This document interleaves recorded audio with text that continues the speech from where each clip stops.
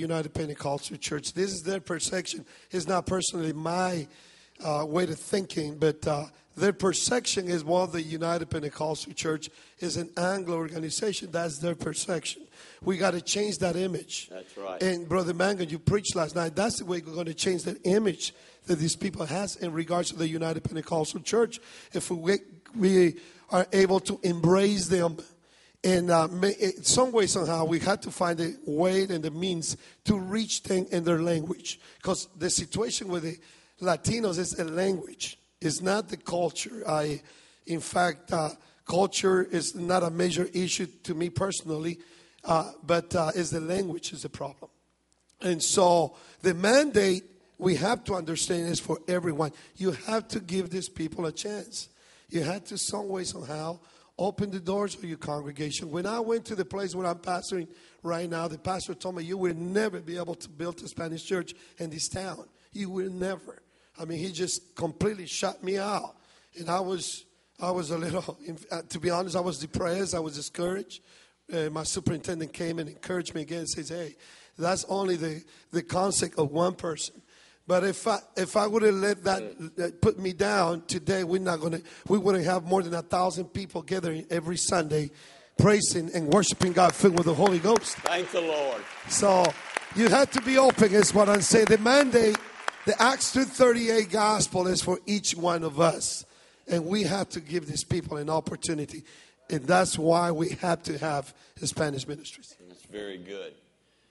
I think one thing would be together, be good as even the leader of our districts. And, of course, that would be with our district superintendents and Brother Haney. But if it could be at a district conference for any of our leaders that are here, that if not during the time of district conference, but if there's some way during different conference you could take maybe 5 of your Caucasian leaders, 5 African-American leaders in your district, and 5 maybe Hispanic leaders. I think those are the 3 main that's in it.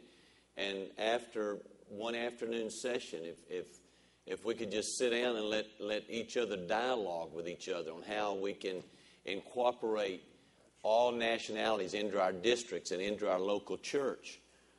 There's nothing like dialogue. It's in marriage. It's in running a church where there's communication. And, I think it'd be great is with these that have this perception. And it's not the only perception. We all know that it is a lot of truth. And that's what I was trying to say last night when I was preaching is when we go to our conferences and camp meeting, all that's not our fault. These men know on the racial issue, some, let me use the term with them, African Americans like their own camp, and some Hispanics like their own meetings, and I have no problem with that. So maybe some of them don't want, but there are a lot that do. And I think our camp meetings, I think our conferences, I think our meetings ought to reflect all nationalities.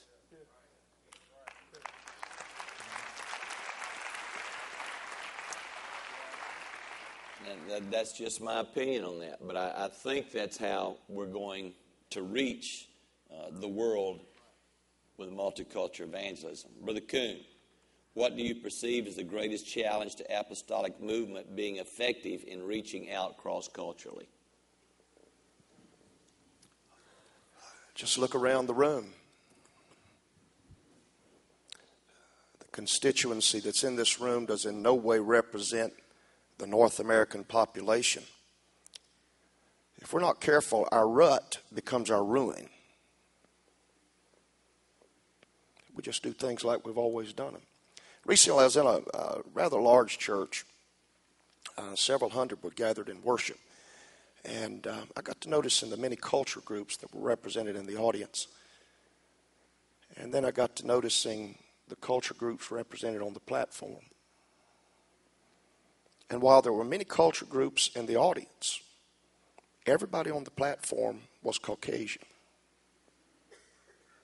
Now, folks, that's not the way this thing's supposed to work. We raise up people and develop them and put them in leadership. There should be no glass ceiling in the church.